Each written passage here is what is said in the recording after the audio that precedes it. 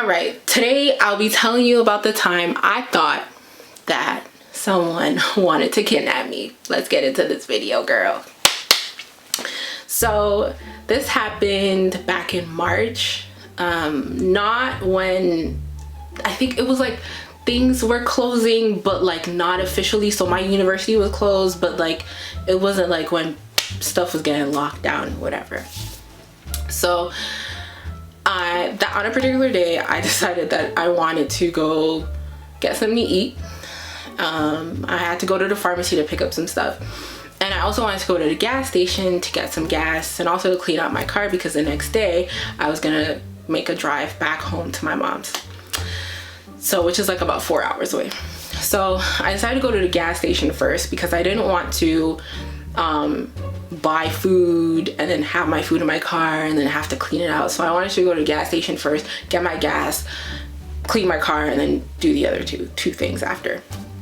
So I go to the gas station, I pump my gas, and then I go into the lane to vacuum out my car.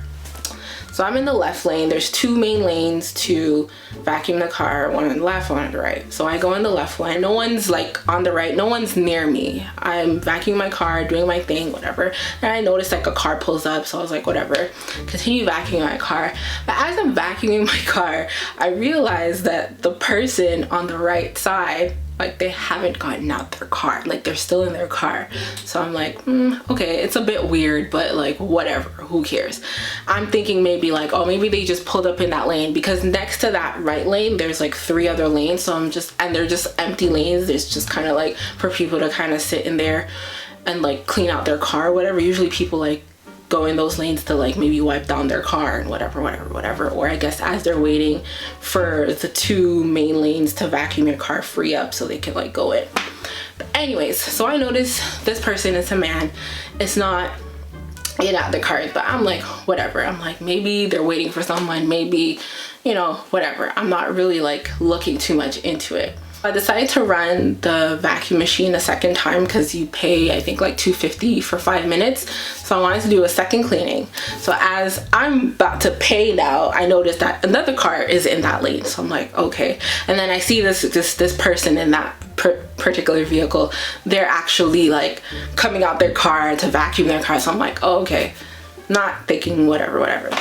So as I finish pay, I go around the driver's side to my car.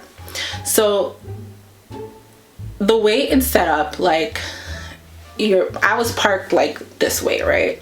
And in front of my car is like, there's like some cement, and then there's like the area where people go in to like get their car actually washed. So they'll come in from this side, go in, get their car washed, and they'll come out, and then right where I'm at, they'll come in and like do whatever they want to do, if they want to vacuum or whatever. Anyways, so on my left side, it's just basically like kind of like just space. There's a drive-through right there because there's a Tim Hortons in the actual like convenience store at the gas station. And then there's like the lane to go in to the car wash. And so next to me, like there's like kind of like a cement area.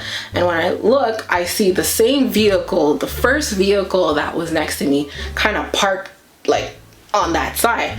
So I'm like, okay, what's this person deal right now? Like, why are they doing this? But I was like, okay, whatever. So I run my thing the second time. This person is still there. I'm like, maybe they're waiting for someone. But like, it's kind of weird because right in front of the convenience like store, there's parking spots. So like he could easily just went there. So I'm like still brushing it off, not really thinking anything of it. So anyways, I'm done, put in my car mats. I'm kind of like clearing out like some stuff, like some dust on my car and stuff, whatever. So now I'm ready to leave to go to the pharmacy and to the Harveys. And the Harveys and the pharmacy, they're literally diagonal from the gas station. I was gonna just go out and just kind of like try to get all over on the other side to get to the pharmacy and the gas station. As I put my car in reverse, okay, so my car has the reverse cameras like in the back. So So I hit reverse and I look through my cameras and I see like a vehicle behind my vehicle, which wasn't at the time. When I got into my car, it wasn't there, whatever. But as soon as I saw, I like looked through my thing, I was like, whoa, what the heck? So then I look up at my rear view mirror and I see the car still there, and then I physically turn back and it's the same vehicle that was on the left. So I'm like, what? So all I see is this guy, his windows wind down, and like he's doing this hand motion to come. So I'm like, is he telling me to come out? Like, what's his problem? Why are you doing this right now? Like, what? Did you want to come into space? Like, what's the problem? So as he's doing this, I'm arguing with him through so stupid. I'm arguing with him in my car, like, how do you want me to move? How do you want me to move? Get away, like, move. Anyway, I have a little bit of road rage, by the way. So he goes back to the left side of me, and then I push down my window because his window's down too. So I wind down my window and I'm like, hey, did you want to come in this spot? And he's like, oh, no, it's okay. And he smiles. So I'm like, okay. So I back up my windows and I'm backing out of the spot, and then I'm going out this way. There's two exits. I decided to go this way. The street that I came out on is like a one-way street, so it would be easier for me to get to the Harveys and the pharmacy on from this side than exiting the other way. I back out, and now I back out, and my car is now facing this way. And as I'm going, instinctively, like usually when I'm driving, I look through my rear view just to check if anyone's behind me. Like, it's just kind of like a habit for me. And I look up at my rear view, and who is behind me? Literally on my tail. Mr. I don't know what you're here for and why you're here is on my tail. So I'm like, whoa, what is wrong with this person? Like, why is this person doing this right now? So I'm literally about to exit the gas station, but there's oncoming traffic, so I have to wait before it's clear. Now, in my head, I wanted to get as far left as possible because the Harveys and the pharmacy, they're really close. Like, they're really close to the gas station. So like, I didn't want to miss an opportunity to like turn left on the street that I had to turn to get to the Harveys and the pharmacy. But because it was such a bit, like, it was really busy, and I saw that it was clear, I just got into the immediate lane, like my immediate lane, and I said I'll try to get as far as possible. If I don't, then I'll just turn at like the other light, because there's a light where the gas station is, and then there's another light a bit further down. So I turn immediately, and he turns right behind me, and he's flashing his headlights at me, like flashing, like, like going crazy. And I'm just like, whoa, what's happening right now? So I'm like, what is wrong with this guy? Does he want me to get out the lane? So I'm like, okay, whatever. I go in the middle lane. He comes in the middle lane. So I'm like, what the heck is going on? Okay, so I passed the first light because I noticed that I'm not going to be able to go into the left lane, the actual lane that I wanted to get in, because there's just like a lot of cars and I wouldn't have time, whatever. So I continue driving, and then he's still flashing me while we're in this middle lane, and I go to the left lane now. But when I went into the left lane, like, we were approaching the second stoplight, and I guess he didn't have time to come behind me, which was a great thing. He passes me because he doesn't have too many cars in front of him, but I had like a few cars in front of me. So as I'm stopping at this light, he passes me, and as he's passing me, I turn to see like what's his problem because I'm just like, whoa. He passes me, he's like, come, and I'm like,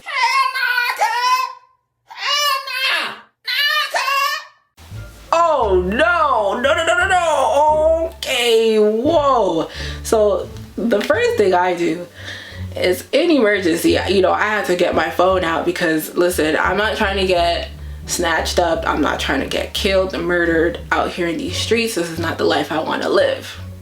So I had to call the emergency line, and my emergency line is my mother's phone number. So I call my mom, and I'm like, Mom, I'm like, Mom, there's this guy at the gas station, and he's keep on telling me to follow him, and and my mom's freaking out, and she's like, what's his car? What do you look like? And I'm like, whoa, Mom, wait, let me just wait. And I'm like thinking of how can I get out of this situation, because I was gonna continue going straight and just like go home, because there's a Harvey's and there's the same pharmacy like not too far from where I live. But he's already gonna go straight. If I go straight, you know, it's gonna be a situation. So next to me was the lane that had opened up to turn left at the light. You could only turn left in that lane. So I said, you know what, let me not get into that lane right away. I'm going to wait until the light turns green, and then I'll just jump into that lane and turn. So I'm waiting, I'm talking to my mom is freaking me out, and I'm like, wait, just be quiet, let me get out of here first. So the light turns green, and as soon as the light turns green, I go in the left lane, I make sure no one's coming in, I go in the left lane, and I turn left.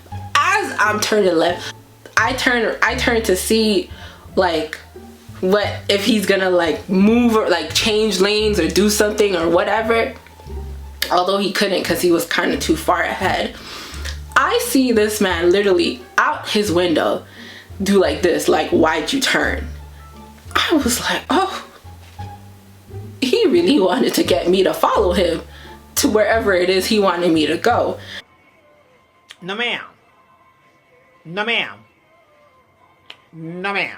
So I get out of there, I turn back, and I'm now at the Harvey's in the pharmacy. I'm now calmly talking to my mom. My mom is asking me for the description of the car, the description of the guy, and I was just terrified. Like, I couldn't believe that, because like usually when I run my errands and when I do my stuff, I like to do my stuff at night because I don't like people in my way. I don't like too many cars on the street, so I like to do stuff when it's not so busy. So I'm thinking, like, what if this was happening at night? He would have easily just snatched me out my car. Maybe that's why he was parked next to me, because maybe he was waiting for me and waiting for the right moment to hop out his car and just smuggle me into his car, or even jump in my car and try to get it. You know, like, I'm thinking of all of these things. I am scared.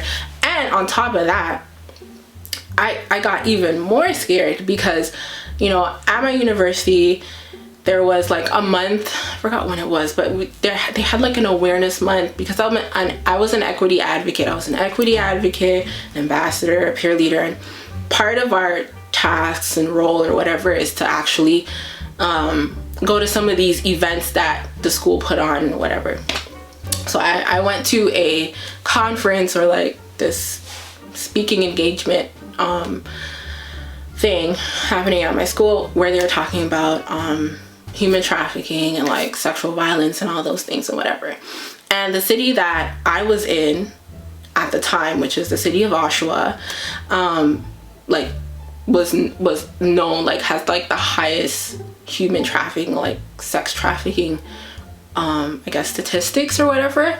And all of this is popping in my head because I'm like, yo, like this guy what if this guy wanted me to, what? Moral of the story, I didn't get kidnapped good, okay?